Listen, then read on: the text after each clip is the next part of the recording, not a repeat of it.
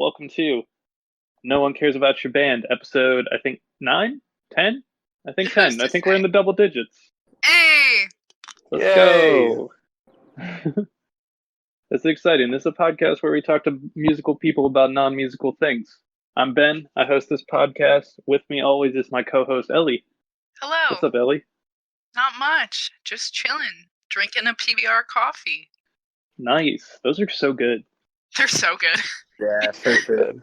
Like, absolute fire for sure. Oh, definitely. Can y'all hear that sizzle? Yeah.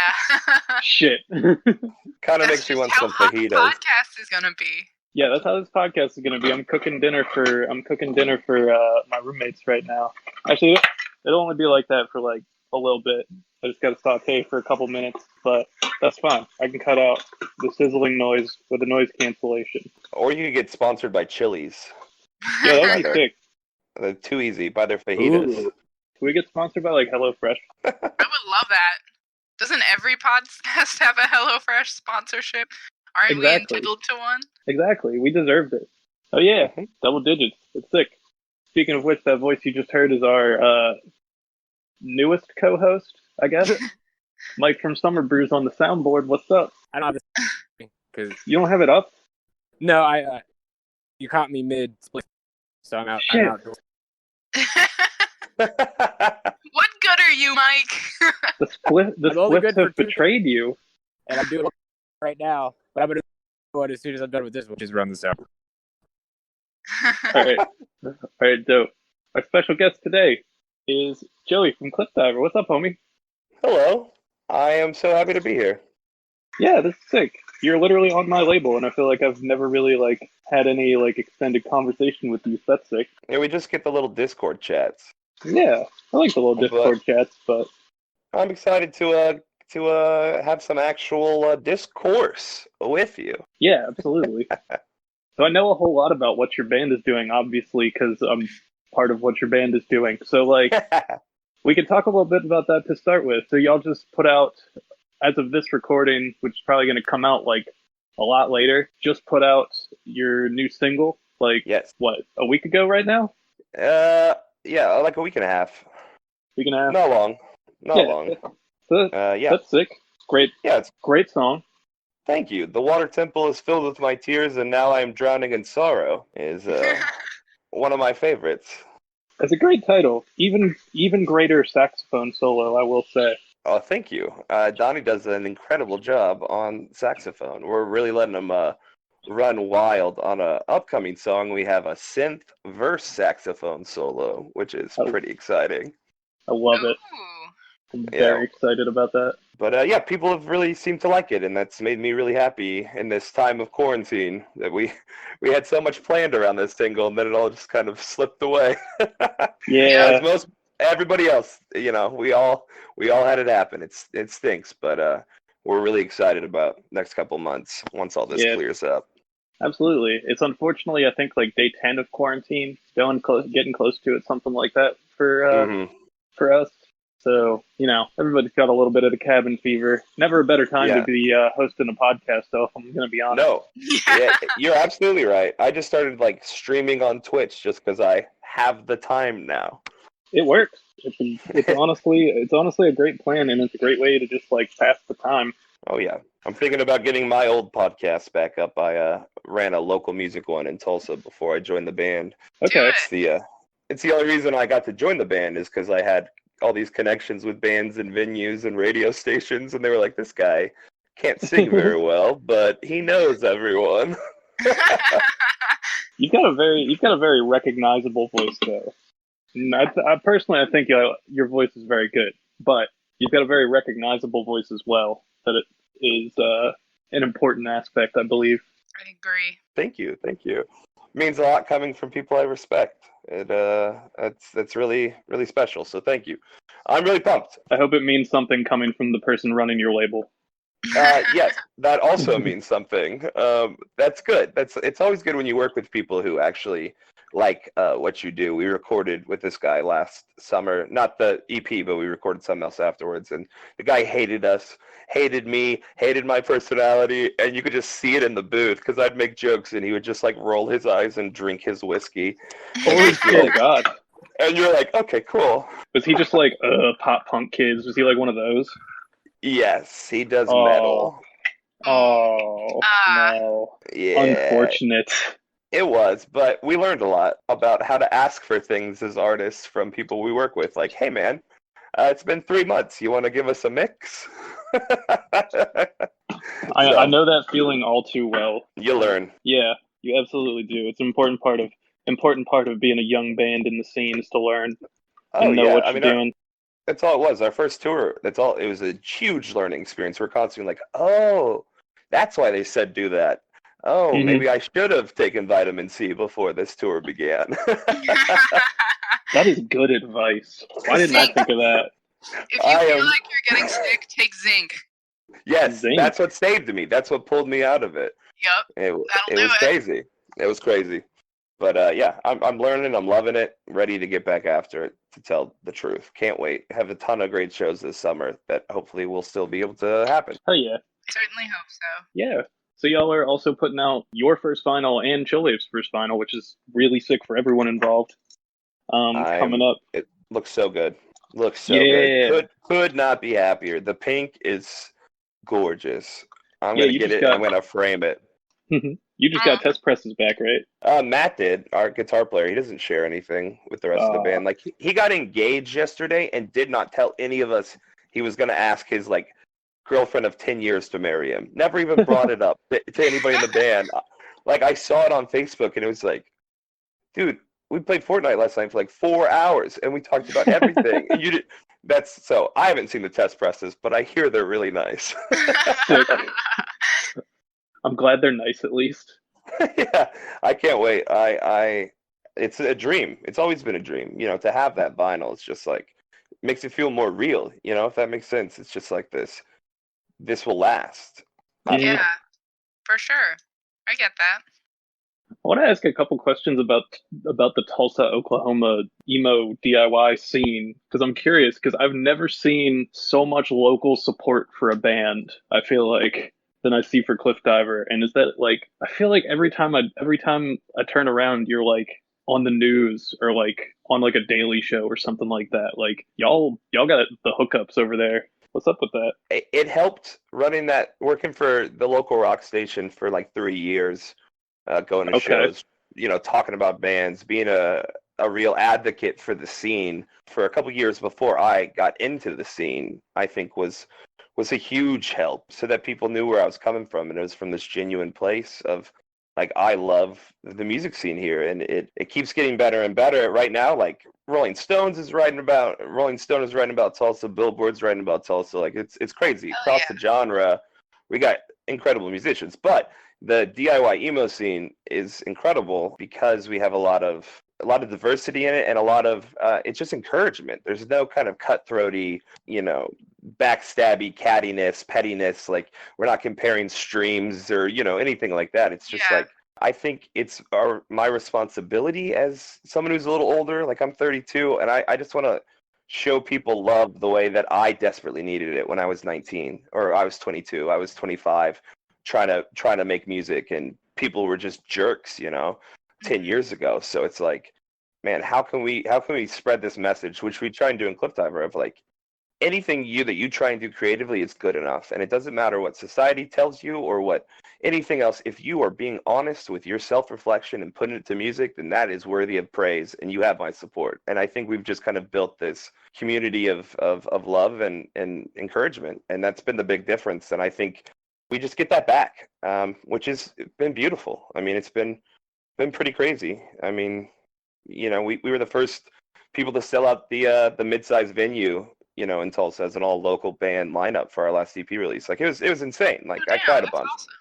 but it's just we get a lot of love because I think we show a lot of love and it's genuine. So we couldn't be happier than to be from Tulsa, Oklahoma, and the talent that's coming out of here. Like Ben Quad, they're from OKC, but they're really good. This new band I just found the other day from like small town Oklahoma called Sunday Night Foosball rips.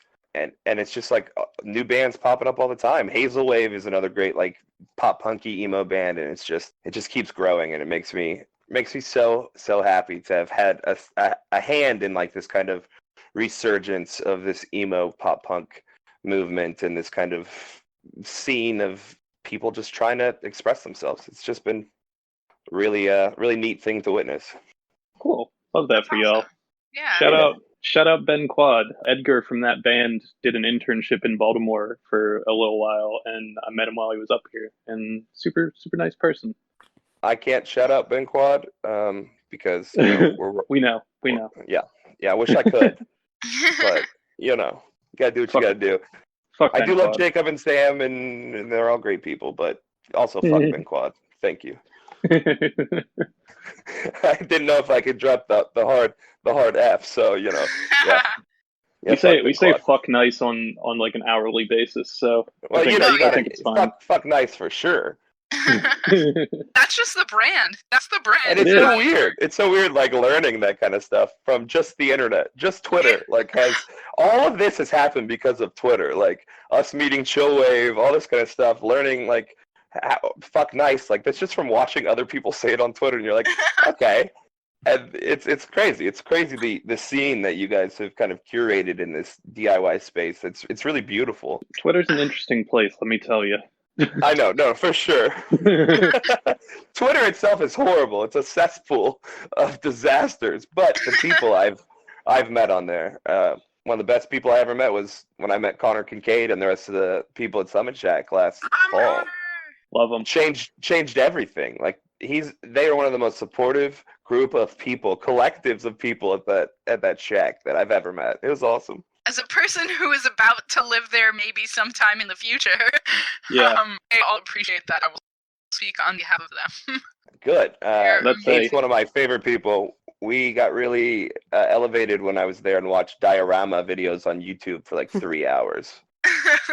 That sounds about right. I've been doing this. My headset fell off. I've been doing this thing where I post like so I freaked out and bought like 64 colors of eyeshadow before this whole thing went down. So I now have no reason to go out or wear that eyeshadow. So I've just been like practicing by doing eyeshadow looks based on different albums. So love it. Kate is like the person that I always send like one of like 8 pictures to and being like, okay, which one of these should I post today? And she has a discerning eye. Yeah, she is my eyeshadow confidant in terms of your eyeshadow consigliere. Sure. There you go. Giving you the wartime advice. I get it. I love it. Kate rules. True. Real true facts from Mike smoking spliff. Oh, I'm back in now. I find it, then I had to like reset my password on this fucking soundboard website. I've been back, but now I'm all the way. I'm in. We're here. Mike. There it is. Hey, Mike, big fan of Summer Brews, by the way. Oh, wow. Thank you. I'm Yeah. a big fan of that single everyone was talking about earlier while I was too busy smoking weed to actually contribute to the conversation. Hey, thanks.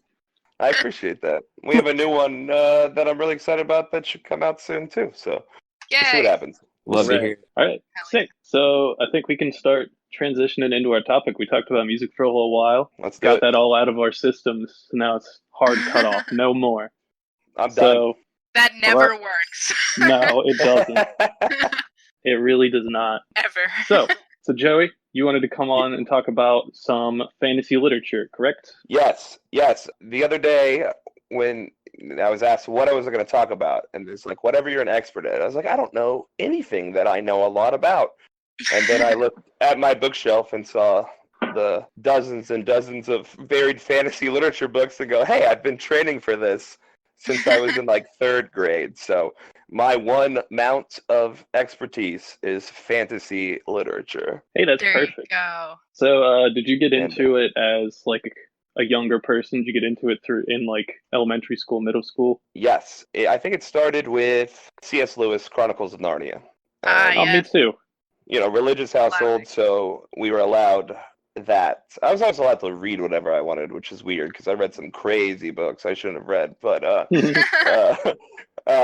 Chronicles of Narnia was just like, whoa, this is incredible. And then middle school, it really took off when I read Lord of the Rings for the first time, and it just blew my mind. It was like before the movies had started to come out, It was like right before then, like 6th grade. Read all of them, blew my mind, and then I was hooked, and that was it for me. Mm-hmm. That's great. I got in a similar fashion through C.S. Lewis and The Hobbit, so I can definitely relate. Yeah, I was a big Harry Potter person. Same. I'm a Slytherin, by the way. Oh, Okay, jeez. I'm a Hufflepuff. I think I'm actually a Gryffindor, but I think I told I used to be a Slytherin. Yeah. I also used to be contrarian just for attention, so I'm working on that. We'll just let Ellie talk about Harry Potter. Yeah, true. It took me a long time to come to the conclusion that I am a Hufflepuff, but Right. now that I have landed on that, I have accepted it. So that's good shit. Well, the Hufflepuffs are great. You're good people. We're the mom friend, and that's Yeah. what people pay me to be for them. So I figure it kind of made sense. I think if you count my 20s, I'm definitely a Slytherin. Now I think I'm an instructor who's bounced back from his runnings with the dark arts and is now trying to fight back against the onslaught of evil. I think that's what attracted me to fantasies. I've always been this big fan of the battle, the good versus evil, the dark versus light, which fantasy mainly focuses around these kind of struggles, and there's a little bit of that in my writing as well, like just songs, poems, whatever. It's always narratives are what fascinate me, just these ideas of these, you can overcome these insurmountable odds of horribleness stacked against you. And I've really last couple of years applied that towards my own like mental health journey, and it's really helped to be able to kind of cast it into these more dramatic tones of this battle against the darkness that's seeking to destroy, but you have to get stronger in the light in order to prevail. Like, it's real nerdy stuff, but it helps me process, and I owe that to I love that shit. books like Lord of the Rings. Watching Return of the King while on acid like changed my life once a couple years ago. Did you write an album about it? No, I didn't, not yet, but I'm gonna try and follow the Led Zeppelin route without all the like imprisonment of people in castles in London and stuff like that they did. Yeah, that's not the important part. That was wonderful soundboard operation right there. Loved Thank it. you, But, Mike. I'm like a 600 batting average. I'm still working on the timing, but I think pretty by the great. time we hit episode 20, I'm going to be crushing it. You're doing 600 great, buddy. You're doing a great job. 600 gets you to the All-Star game. It does. You're fine with that. Well, so like Lord of the Rings still influences me. Like our last EP, not talking about music. The last song is called Lost in IKEA, but the full name of the song is Not All Those Who Wander Are Lost, but Can Anyone Help Me Get Out of This IKEA? So I love that. I never Lord of the knew Rings that. reference. Oh yeah, they all of our songs have longer titles on that EP. Matt made me cut them down into shortened things. So because this publicist we were working on said that the long titles were horrible, which they're totally wrong about. Yeah, people love our long titles. I don't care. So they're all getting long from here on out. Panic at the Disco still has long titles. That's fine. Exactly. That the next song we're releasing is called Cat Heaven is a Beautiful Place, but you can't get there if you're euthanized. So I mean, we're just gonna go with it. So I'll take it. But definitely Lord of the Rings then led me down to like the Dungeons and Dragons books, the Wes and Hickman, like the classic 80s high fantasy, and it's just all been downhill from there. I have at least 50 to 60 fantasy books in this little library I have. I used to have more, and X burned a lot of my books. Oh. Yeah, she got mad because I didn't want her to cheat on me anymore, and she wanted to keep doing that. So then she burned all my books to teach me a lesson. Holy shit! Wow. Wow, that's a little brutal. Yeah, it was like we were like 23. It was almost a decade ago, but it was a little crazy. But I'm slowly rebuying back all my old books. But I have so many different good ones to recommend as well. So I don't know when we can get into the fantasy Rex, but I got a lot of them. We'll definitely get into that. Yeah, we can get into that now, honestly. All right. So give us a blue ribbon book. Give us a top tier, maybe not necessarily your favorite, but one that you would recommend to anybody. I will recommend my favorite series. It is called The Wheel of Time by Robert Jordan. And Okay. it is the greatest. It is the best. I've been reading them since high school. There's 14 books. Most of them are well over like 900 pages. There is a lot of writing, but it is one of the best told stories I've ever read. It's like every character is fully fleshed out. So like if any character shows up in a book twice, they got an entire like 60-page binder that Robert Jordan would write about that character, like where they're from, their family, their likes, their dislikes, their history. It's like everyone's fully fleshed out, and it's got an awesome magic system, and it's just so cool. And you need to start reading it because Amazon is currently making it into a series.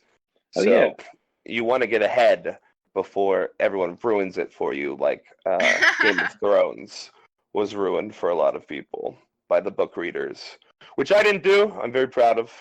I read the books, but I never ruined it for anyone. I just said, tell me when you get to the Red Wedding, and I want to watch that episode with you. And that was that was a little cruel, just sitting there like waiting and being like, oh, here you go. Okay.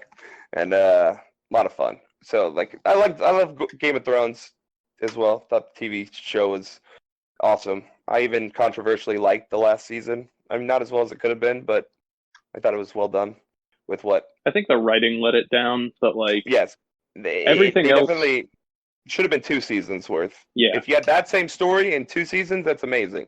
I need 2 episodes for the battle for Winterfell. I mean, it was just like, damn, Easy. that was it? That's what we were waiting for this whole time? Okay. So what do we do now? It was like one of those things like, okay, well, but Wheel of Time for sure. And Wheel of Time gets me into my next suggestion, which Robert Jordan, the guy who wrote Wheel of Time, died before the last book came out, which he wrote most of. He wrote the entire storyline, all the main points, all the plot. It was completely written out, but he hadn't finished the book before he died, so he assigned a guy named Brandon Sanderson to finish it for him. So he took the last book, broke it into 3 books that Brandon then wrote with the outline in Robert Jordan style, and they were incredible. Some of the greatest things I've ever read. That last book, Memory of Light, I cried at least 25 times. Just ugly tears alone in my 3 a.m. in the morning, and I'm sitting in my desk chair just weeping, being like, no, how could you? But so that got me into his books, which are insanely good. The Mistborn Chronicles is amazing, about people who burn different kinds of metal in order to get different magic. So he has all these bizarre magic systems. So one of them is based on one of the worlds, the Stormlight Chronicles, is based on kind of gravity, pushing and pulling things. And then this other world's about burning. You swallow metal and burn them inside of you, and you get different powers with different metals. It's crazy. It's bizarre. Sounds wild, but there's some of the most well-written books you'll ever read. Awesome stuff. Really strong female leads. That's why I always respected Jordan and Sanderson, is because a lot of old fantasy just had a bunch of princesses who were kind of worthless, or just the body tavern wench, all these, just either they're someone's having sex with them, they're getting kidnapped, or they're getting killed. That was their role, just plot devices. And I hate that, but they write these strong, powerful people across the spectrum of orientations and beliefs, and it's just I love it. Love me some powerful women. Won't lie. It's wonderful. So those are my recs. Wheel of Time and the Stormlight Archives by Brandon Sanderson. Will not disappoint. I've heard good things about both of those, so I'll have to start checking it out. Do it. I'm going to hold you responsible, or hold you to that, because we're in the same label. You work for the label I'm on, so we talk a lot. So I'm going to check up on this. And we all know you don't have shit else to do right now. Yeah, there's never been a better time to get into about 15,000 pages of high fantasy. Now is the time. And Wheel of Time's almost like it goes back and forth between like medieval settings, and then it's almost like samurai codes and stuff, like the blade styles. It's dope. If you are a nerd, you will love it. It is so minutely detailed. It's amazing. So do you get into? So you prefer generally like the high fantasy type of stuff then? Like yeah, like dragons, mages, dark elves. All right, Salvatore's Dark Elf Chronicles is amazing. Drizzt, the benevolent dark elf, is one of the best characters in fantasy. But yeah. I mean, I like anything that's a little weird. I like sci-fi as well. But I mean, like, yeah, that kind of the dragons, man. Love the dragons. That's what really does it for you. Yes. I even play a dragonborn paladin in my recent D&D campaign. So I mean, like, does it for me. Mm-hmm. People are gonna listen to this interview and be like, "I thought he was cool at one point with that mullet, but he's awesome." I don't think that anyone on this podcast ever has talked about a topic that would make them seem cool. So That's true. Good. Very true. Good. Yeah, my brother's like, "What are you gonna talk about?" I go, "Fantasy." He goes, "Oh, that's good." I think as of this episode, all of the ones that we currently have like recorded but not out yet is pro wrestling, Magic the Gathering, what else? Wes Anderson movies and fantasy novels. So like Wes Anderson movies is the bar for cool, I think. You literally just described a lot of my interests, like, right there. Yeah, Magic. I got some good decks we take on the road with us. Got a black-white vampire life gain deck that does some damage. So you know. If you ever play a show with Commander Salamander, Liam will always have a deck on him at all times. Yeah. So, Or Dunce Cap. Yeah, or Dunce Cap. Yeah. I will have my drummer bring his deck because he is our Magic champion. It's all he does is play Magic the Gathering Arena online, and anytime the servers are down, you can see him on Twitter just bitching at Wizards of the Coast for like hours at a time, just being like, "Yeah, I wish those servers weren't down though." And it's just like the only thing he cares about is our bass player and Magic the Gathering Arena. The rest of us playing music, he can take it or leave it, but Magic the Gathering and our bass player are the only things that he needs in life. Shout out to Love Ellie. the camaraderie. Yeah, for sure. All we do is be gay, do crime, and play Magic the Gathering Arena online. More or less. That's fun. Read some fantasy books. Yeah.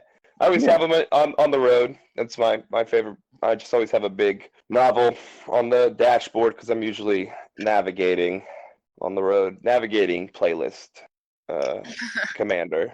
Those are my methods of expertise, my subjects of expertise on the road. So Tour expertise. Yeah, tour expertise. Thank you. I knew the word was around there somewhere. Ellie knows something about tour expertise. My tour expertise is yelling at people. Nice. Exactly. That's important to have, though.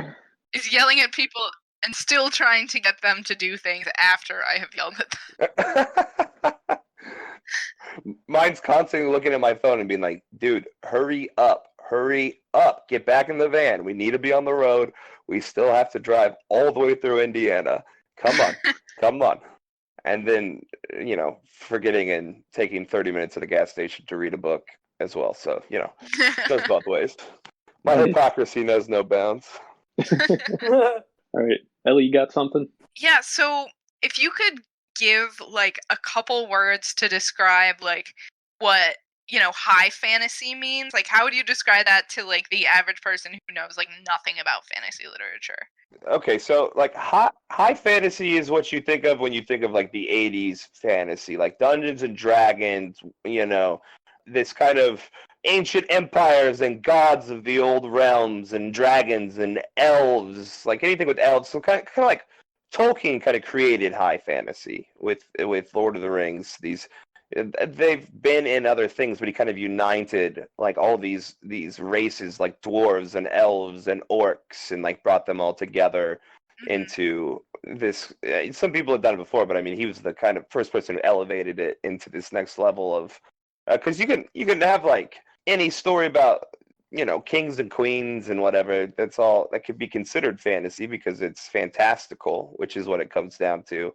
Anything that it's got to have some level of like the supernatural, to an extent, maybe a little bit of magic, but like the high fantasy really gets into the elves and the elven clerics and all this Skyrim, you know, all this kind of deep lore. Everything's about lore and the ancient days, and it's all pretty awesome.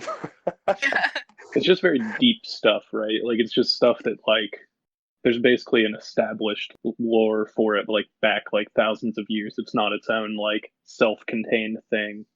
Right, Right. and there is some, you know, that deal in these, like Brandon Sanderson has a lot of one-offs, like Warbreaker, which is about like all these people who are reborn as gods in this city, and so it's like there's these things that can establish like pantheon and lore and self-contained, but most of these high literature series, which I read the most of, there's, you know, 20, 30 books in them, so they all have these appendages in the back that, you know, be like, this took place in the War of the Roses was in 19, you know, the year 6000 through 6057 BCE, whatever it may be. So it's all very, I think the ones that are the most successful are the ones that really do shape this entire world. Where it is this kind of complete fantasy where people are able to do all sorts of things. That's why I love, you know, Robert Jordan, The Wheel of Time, is because it's this well thought out world. It's this giant thing where everything is established, and so that way when these things happen, you've already accepted it as the natural order of these worlds, that it allows you to kind of reject reality, because it's escapism a lot of the time. So that's what drew me to it. I was a very unhappy kid in middle school and elementary school. I was bullied a lot, you know. So I found a lot of solace in my ability to, I could read really well. That was like my one thing. Terrible at math, couldn't pay attention to science, but I had read the literature book the first day we got the literature book, and they'd be like, oh, I love this poem, I read this one, you know, blah, blah, blah. And people were like, shut up, dude. And so I found a lot of escape through reading these stories of fantastical adventures and these usually underdog characters that start out as nothing, farm boys, you know, pages, all this kind of stuff, that go on these adventures and meet these beautiful women and become these powerful fighters for justice, and like that always appealed to me because it came from a really real place of wanting that kind of hope for my future, because it was a really bad time. And so I've always kind of found this kinship in a lot of these characters, the Frodo Baggins, the reluctant heroes who are burdened with this weight, but yet there's still hope for it to get better. Hope is, I think, the key here. Is that's what we do in music, and that's what I like to read about. Is, you know, as someone who was suicidal for a long time, hope was not something that I had a lot of stock in my own life. That anything would get better, anything would ever turn around or become something that was not only manageable, but it was beyond comprehension when I was like 28, that like life would ever be good. Like it'd always be mediocre. And so I got a lot of escape in this fantasies of maybe things, and now like getting to live this new life of following my passion at 30 and playing music across the country. Like a lot of that hope, a lot of that is driven from these relationships and these stories that I built through, you know, the Harry Potters, the Lord of the Rings, the you know, Wheel of Time, of like you can defeat whatever you're up against. Maybe not right now, but eventually you can get strong enough where these old bad guys will seem like nothing to you. And I think that was always really attractive to me. So that high fantasy, that real bizarre escapism through powerful magic, I've always loved. And I feel like I've learned a little bit of the magic these days, because life is pretty fantastic, if I have to say so. Like if you would have showed 16-year-old me, you know, poring over Wheel of Time, a video of, you know, one of our shows where I'm getting to stand in front of a couple hundred people and they're singing my songs back, that would have been like the most insane fantasy imaginable, even more so than any of these dragon riding knights or whatever. So it's I've always felt that kinship, I guess. Aw, It's awesome. that's so sweet. That's a little bit of a ramble, but No, No, that's fine. That's perfect. That's what we aim for. So truly. I never really thought about it that way. Where That's like, beautiful. yeah, when you get into like the deep lore and the high fantasy, like there's always some kind of character that you can relate with. Like no Yeah. matter what, no Yeah. matter where you're at in your life, There's basically. always that one guy where you're like, yeah, I understand that guy. Like Seamus in Harry Potter was always my Yeah. guy. Loved him. He was a little rapscallion, and that's how I wanted to be. So ornery. I love it. I love that. So yeah, completely. Ellie, you want to comment on Harry Potter? Yeah, I do. Not necessarily Harry Potter, but in general. Alright. Oh shit, what was I gonna say? For you personally? Oh yeah, I think it's like funny because growing up, like when I was reading, like those were coming out basically as I was the ages of the characters of the book, like all the Harry Potter series. Right. So it's funny, like thinking about how I thought of myself. Like I related to like Hermione the most probably, because everyone thought I was annoying. And, But you secretly knew you were smarter and better than the rest of them. Yeah, but it's weird to like go back and think about those books now and like kind of get back into them and like read the characters and be like, oh, I'm not like that at all. Like right. I'm actually more like Ginny or something, and I just didn't realize it. And I think that's very like a testament to how much growth you can experience, both like in your life and then also like within this like fantasy realm that you like innately like put yourself in. Oh yeah. Yeah, I just say that like that's been something that I found very interesting recently. Like just kind of going back and flipping through like Chamber of Secrets I have next to me. I too can see it from my little recording chair in my room. No, but yeah. If I turn around right now, I can see Chamber of Secrets. There it is. What's that? Hey, there you go.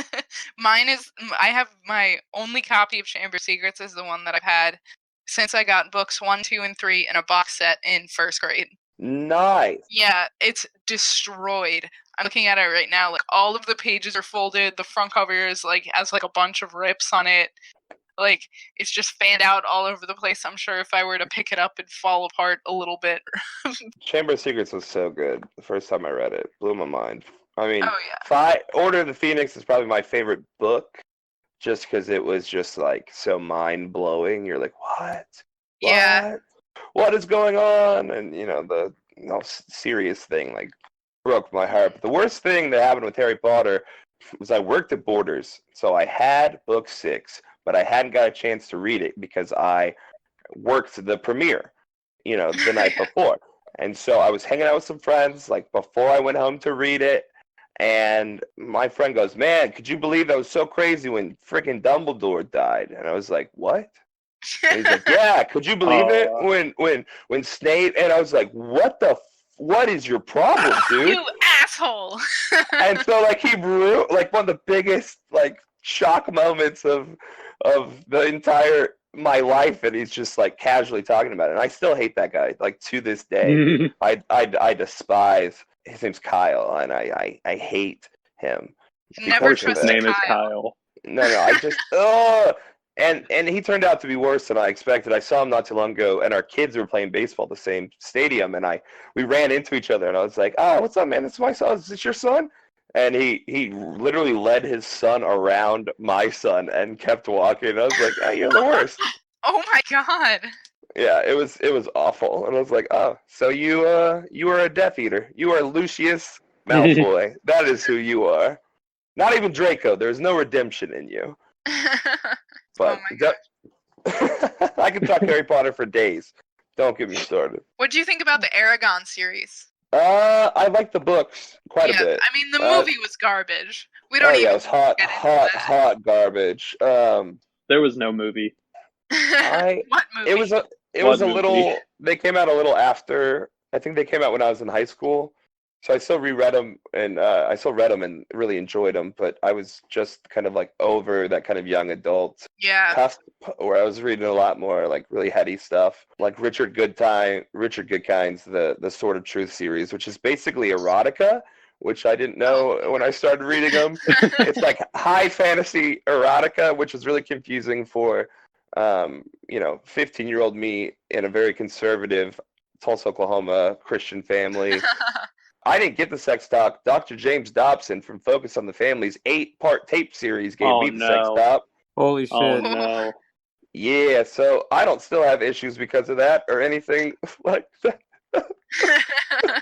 No, so yeah, those books kind of blew my mind. But yeah, Aragon was awesome. Loved it. Hopefully one day they will actually, instead of remaking all these good movies, why don't they just remake movies that could have been good? Like, Aragon's the perfect place to start. You turn that into like an HBO series, a Netflix series, a young adult Netflix series, that could be gasoline. When do you think they will remake Harry Potter? It'll I have happen. a strict timeline on this. I believe that, what year is it, 2020? I believe that will happen. So say that'll happen when people like my age who came out like with the grew up with the like books as they were coming out. I believe that series will start when average those people's kids are like around 10. So the parents will kind of go back and be like, hey, look at these books that I enjoyed as a child. I'm going to show my kid these. And now there's a whole series of movies, so I can do that again. I hope not. I know they will. I know happen. they will. It's going to happen. Just like they're going to eventually, they're going to remake Lord of the Rings. I know they will.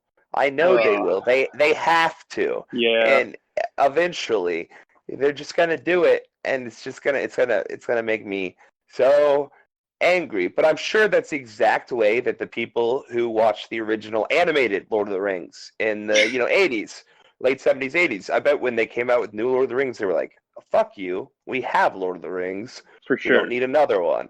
So I try and be open-minded. That's like the new Star Wars movies.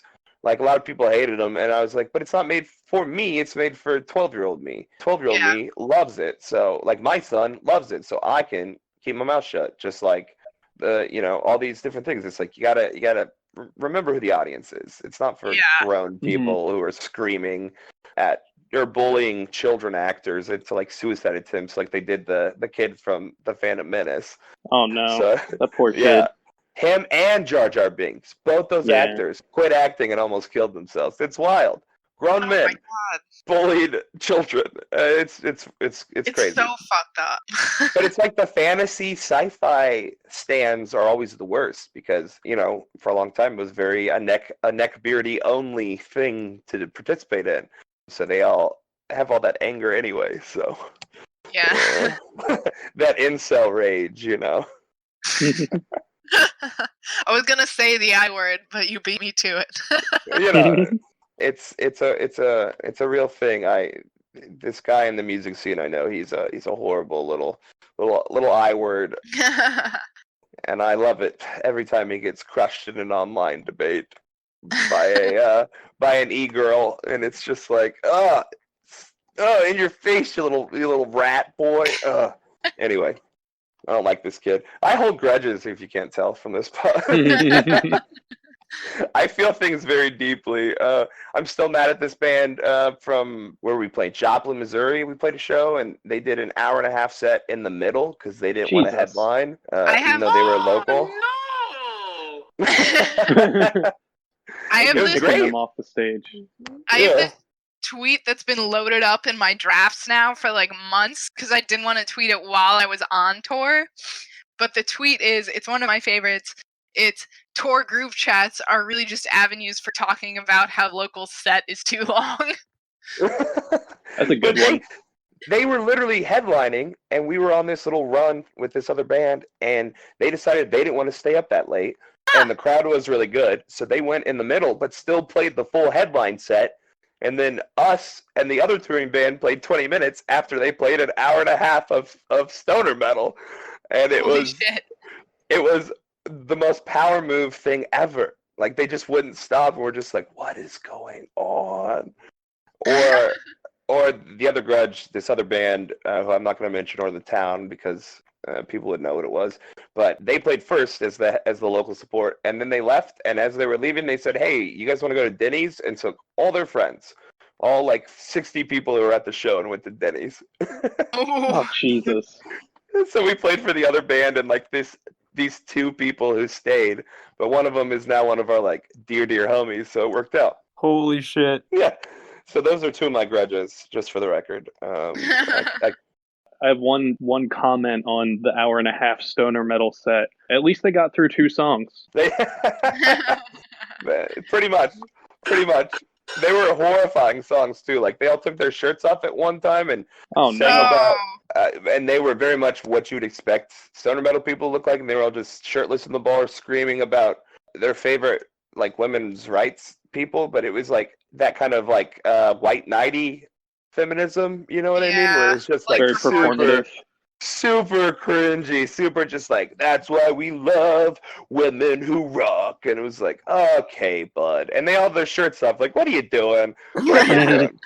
But I digress. I think I get my horrible grudge keeping from fantasy as well, because that's often a big part of fantasy. Grudges. Love those grudges, those blood feuds, the generational blood feuds of like the dark elves versus the the dark dwarves, and it's all these the wood elves versus the I don't want to fully get too nerdy here. It's too late. I've already passed that line. But yeah, I get that from there too. And it's all fun. Like, I don't really hate people, but I think it's like part of being a front man of a, emo band where I feel all these emotions and scream about all these emotions. I can't help but to feel, that kind of white hot rage a little hotter. But it's helped. Being in a band's helped, because you learn to just deal with things. You just gotta go. Outlet. You just gotta be like, okay, this is what it is. Like, we drove from Lincoln to Chicago and got paid $20, and we were like, okay. And you just had to be fine. You couldn't like blow up and yell. You just had to be like, all right, cool. It is what it is. You learn that is a real thing. With mental health touring, you just go, all right, isn't that special? And you move on. Feel that. I'm sure you do. Just isn't that interesting? Okay. And then you all get in the van and you wait till you're like a few 100 yards from the venue and go, what the fuck? What was that? What is this bullshit? Stop, you're spitting too many facts right now. What about that guy in the corner? Yeah, I hated that guy. And then you just deal with it and move on. Yo, that guy hit on me at the merch table. That's it's, you see all types of people, and that's the best part about touring. It's just people you're like, oh, you're a real person. This is really what you choose. Oh, okay, you think that's appropriate. That's interesting. Interesting. Interesting's the best word for it. You just go, isn't that interesting? That's special. Like, I've had people come up to me at merch before and just like tell me that I'm hot and then walk away. Like, if you're gonna hit on me, at least buy something. Like, right? This is free. I don't do my makeup for free. I've also had that happen to me, where this guy just came up. He just walks right up to the merch thing, because I've said in a lot of interviews that my sexual orientation is chaotic bisexual, which no idea how it manifests or when it manifests. No one knows. It's everything's crazy. But so this guy approached the merch table and goes, "Hey, you're hot as fuck." And I was like, "Hey, thanks. It means a lot to me." He goes, "Yeah, whatever," and just walked off. And I was like, "This is a really confusing interaction." Just It's wanted what to it let feels you know. like to be, a girl in a lot of these situations where these aggressive dudes just come up and are like, "What's up? You're hot. Take your shirt off." And I'm like, "No, what? No. What?" And then, all right, No, whatever. me, dog. I got negged the other day when I was getting hit on it, and it was the first time it ever happened to me, and it was so confusing. And this girl walked up to me and she's like, hey, you're in that band, right? And I was like, yeah, Cliffdiver. And she's like, cool. I usually don't like overweight guys, but I think you pull it off really well. Damn. And I was just like, huh. Thanks. Thank you. I think cool. It's one of those interesting times, but that's bizarre. Yeah, you see it all on the road. The weirdest things. It's amazing. Which also you can find in fantasy books. The weirdest things, and it's amazing to draw it all together. Like now I'm getting into like fantasy horror, like Lovecraft, really heavily. Like I love that kind of bizarre madness, and I love it. Edgar Allan Poe was another big like fantasy. He wasn't like pure fantasy, but it was kind of like fantastical, like ghost stories, stuff like that. It was very surreal. Yeah. Very much like ethereal, next level stuff. That's always kind of been pretty cool for me as well. So I'm a bibliophile. That's what I'm into. Cool. I have an overall question, kind of. Yes. And this is very broad, but I Okay. venture to say that in the past, like, 15-ish years, like, high fantasy, like, mainly through Game of Thrones and, like, Lord of the Rings, has been brought to light a little bit more in, like, high-budget film and television production. Do you think overall that's been a good thing for, like, fantasy as a whole, or a bad thing and, like, distracted from the effort that was put into the books? No, I think it's great. I think I'm not one of those purists. Things don't belong to me. These stories, and as much as you want it to, because it's very personal. Like, loved the Witcher series that was on Netflix. Like, not perfect adaptation of how a lot of people thought a lot of things should be, but I thought it was amazing. For me, like I said, it all comes down to the narrative. I love storytelling. That's why I sing in a band. Is I love telling stories. And it's the most ancient thing that we as a people do, is we tell stories. And so especially fantasy has had this renaissance of getting these high budget movies, and I love it. I'm here for it. I think it's just going to get more people into fantasy stuff, which just means more good content for the fantasy nerds. It's like, that's why I love superheroes blowing up. I've always loved superheroes. It's a great time to be a nerd because we have all this awesome stuff that's coming to life, and more is gonna happen. Like, Terry Pratchett and Neil Gaiman's Good Omens on Amazon was another like fantasy that was incredibly done, and so it pumps me up because I think a lot of my favorite stories are gonna get told now in new ways. Like this Wheel of Time series on Amazon wouldn't have happened without Game of Thrones, and so like I'm all about it because more people have this desire for these high stories, and it's become mainstream because all these people who wouldn't allow themselves to like it when they were younger, like I don't read that nerd shit. I don't do that nerd shit. Whatever. When we all early 2000s had to pretend to be all these different things before the internet really exposed us all for the nerds that we are. It's kind of like this beautiful thing of people. Everyone was like, oh, I love this dragon. That's my Khaleesi. Like, it didn't matter who you were allowed to like these stories. And I think that's important for the future as well. So I'm all about it. Give me more. Give me movies. Give me TV shows. Give me everything. Let me consume and escape. I'm all about it. Love it. I agree. I agree 100%. One last thing that I kind of wanted to ask, because we don't generally, get a whole lot of guests that have kids, and especially when the topic is relevant. Have you been like starting to get into sharing some like fantasy books with your son? I'm just a little curious. We've he's 7.5. He lives with his mom a couple hours away, but we talk all the time, and reading is his and I's like connection. I've always read to him at night, but we started getting him into like Harry Potter. And I've slowly started showing him little things here, little things there.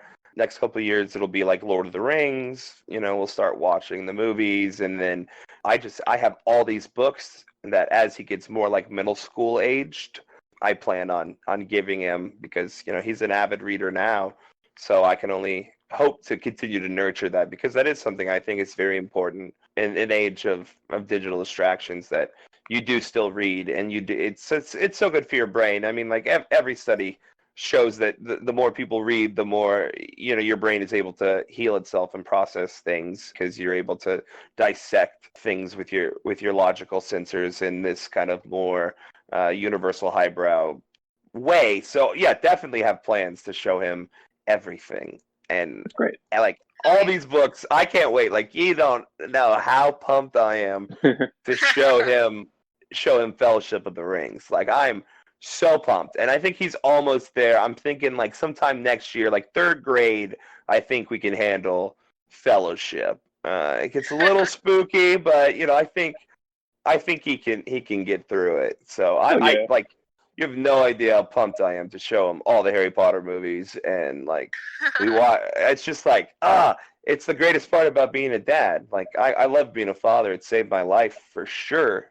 Continues to push me to try and be better and to be more healthy and all this kind of things. But that's the greatest part, is showing him things and watching him experience things that matter to me for like the first time, showing him songs, showing him, you know, my songs, and him being like, oh, I like this song, and me be like, yes, this is great. Or hey, you know, play that one song that's like From the Outside. I'm like, oh, okay, I got you, son. Like, stuff like that. It's like dope. It's so cool. It's just the greatest joy, is being able to teach him to be whoever you are unapologetically. And that's something I wish I had kind of had in my life when I was younger. I mean, there was a lot of it, but it was be who you are, as long as it's active in the church. So just being able to be like, man, whatever you like, let's go into that. Like, he's obsessed with video games. Play a lot of games together, and he's way better at it than he should be. Like, he beat me in Madden the other day, and I turned off the Xbox. Like, as the game was ending, I got up and I turned it off with my foot, and my brother looked at me and goes, "Are you kidding me?" And I was like, okay. That was me. That was on me. That one's on me. That is so childish.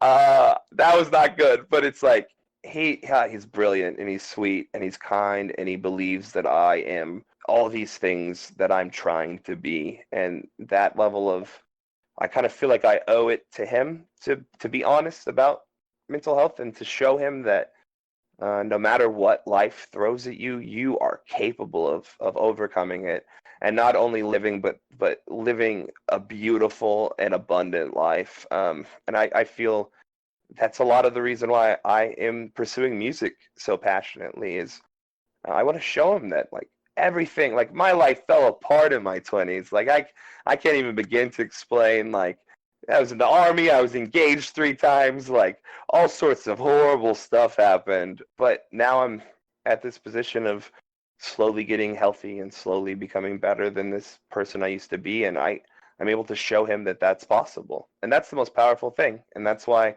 I want to see how far I can take this music and continue to be a voice for mental health. And that way, if he struggles with anxiety quite a bit already, but it's like, I can show him that it's not a death sentence. It's not, you know, this kind of be all say all controlling part of your life like I thought it was going to be for mine.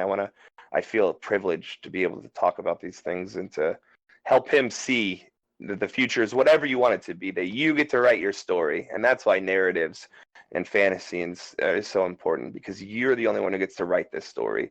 You can let other people write chapters, but you don't have to. You get to control who you are, who you want to be, and what the ending, you know, you're capable of achieving. And I think that's powerful, and I think that's beautiful. So that's oh my God, I'm gonna cry. So that's it in a nutshell, I guess.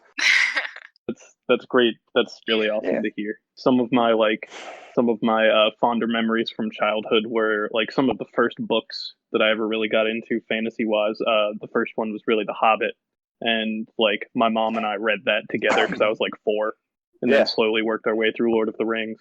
So like, I can relate to that. My dad and I listening to the whole family listening to the Chronicles of Narnia on tape on road trips. You know, like like stuff like that. Like, I have my mom's Hobbit book that she had graffitied from the 60s to make it say The Rabbi on it instead of The Hobbit. And it's amazing. Like, that kind of thing is those memories do last. Like I remember watching Empire Strikes Back with my dad for the first time at like 9, and I remember him being like, wait, and then the "No, Luke, I am your father" moment. I remember that with my dad, him like, his arms around me, going, "What?" Like, I want those moments to be passed on, and I think it's an important thing, and it's my favorite thing. So it's pretty great. I'm pretty content most of the time. Still like horribly sad and a wreck because I'm bipolar as fuck, but I'm working on it. It's progression, not perfection. Exactly. Yeah, I love that. So Progression, not perfection. That's great. that's all it is. That helps me because I'll wake up and be like, oh my god, I just want to die all day long, and then I'm able to like get out of that headspace that used to last for like weeks, months, and now it's like an afternoon sometimes. Like it never goes away. You just get better. You just level up. That's the fantasy thing. You just learn new skills, new spells, you develop more spell slots and more higher magic that confronts the higher difficulty. So it all kind of just blends together for me. Cool. Well, this has been very inspiring. This has been very great. This has been awesome. Yeah, this has been a really, really great conversation. I love guests. Wow. I love guests like you that can talk for a while about stuff.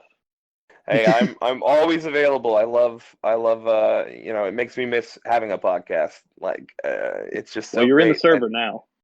Yes, I've made it. I feel so honored. It's cool as an outsider like DIY band from Tulsa, like getting into this kind of general bigger scene and meeting the people you see people talking about and talking to them, and then like it does feel like a community, and it's really cool to be able to be a part of it like this. Yeah. Like this, so unexpected. So I'm honored to be a part of this conversation. So thanks for having me. Yeah, of course. Thanks for being here.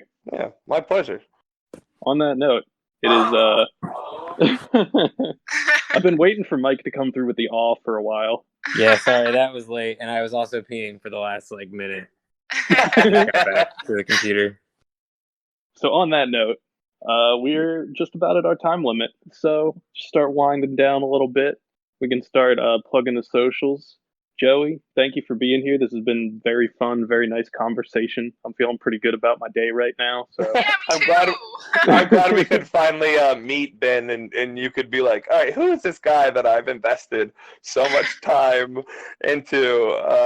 And Ellie, I have such respect for you and all your music and everything you do. I think you're a badass. And same to you, Mike. I hope to play a show with you soon. I hope to play shows with all of you in the not too distant future. Play a show at my house. Well, you go. I plan on it. But same to you for sure. No one cares about your fest. We'll all just play it. Yeah, that sounds great. It's gonna be fantastic. We were all gonna have met, last week. Oh jeez. Don't remind me. Oh my god. I know. It's so sad. It's so sad. It's so like but it'll be fine. When all this is over, it's just I have a feeling that all of this scene especially is going to explode because everybody has so much of a need for this kind of catharsis that this scene offers, and I can't wait to get out and scream in people's faces again. Same here. And hug and cry, and it's gonna be dope as fuck. Hell yes. Hell yes. Sick. All right. So we can do some social plugs. Joey, y'all got a new single coming up. You got one coming that just came out. Might be out. The new single might be out by the time this airs.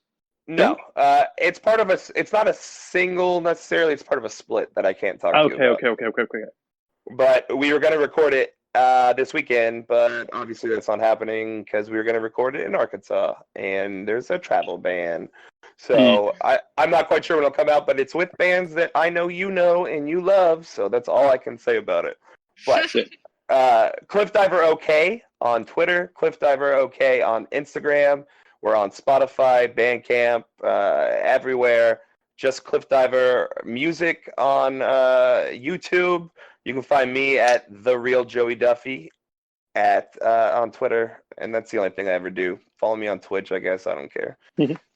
Chillwavve.com. Get the vinyl. Yeah, you got to get the vinyl, please. We have a new merch drop that's coming out. It'll probably already be out by the time this comes out, so I can tell you what it is. It's a complete Carhartt ripoff, and it's going to slay. Ooh. I'm totally buying that. Instead of the C on the patch, it's the narwhal, and instead of Carhartt, it says Cliffdiver. It looks almost exactly the same, and either we're going to get sued or we're going to get a collab out of it, so we'll see what happens. Sick. All right. That was great, Mike. That was really good. Good job, Speaking Mike. of Mike, I'm proud Mike, of you, Mike. you want to plug some Thanks. socials? Nah. Cool. Ellie? Yeah, I'm just at Ellie_heart_though THO on everything. That's it. I do some other stuff. You all know if you've been here before. True. You want to Oh, follow no, my on Twitter, I'm just the Joey Duffy. I lied. I'm Oh, sorry. that's right. Oh, no. Oh, no. If you I've wanna- broken your trust. If you want to follow my personal, I'm at Alpaca Neb, alpaca like the animal, NEB. If you want to follow the podcast, it's on Twitter at no1carescast. So no one cares cast. We're on Spotify, we're on iTunes, we're on YouTube, on the Chillwavve channel. So subscribe to the podcast everywhere. Give us a rate everywhere. Give us a thumbs up on YouTube. Subscribe to Chillwavve. Do all that. Yes. Yeah, subscribe to Chillwavve. Cliffdiver's Rate us music on- is also yep. there. Yes. It's true. So even better. I love Chillwavve. Love you guys. Thanks for for helping us get our name out there. It means a lot. Hey, we love y'all. So glad to do it. Yeah, well, good. Glad to do it. Thanks for sticking around with a little label like us. Well, nothing better has came along yet. So You could have just told me you turned down a big label. Well, we turned down 2 mid-sized labels because we said DIY or die. Plus, they both sucked, and we're like super criminal. But we don't have time to get into that. So we love Chillwavve for life, or Chillwavve until for No life. Sleep comes along. Fair. That's valid. That's valid. If you see us on Equal Vision, then don't mind us. Oh my god.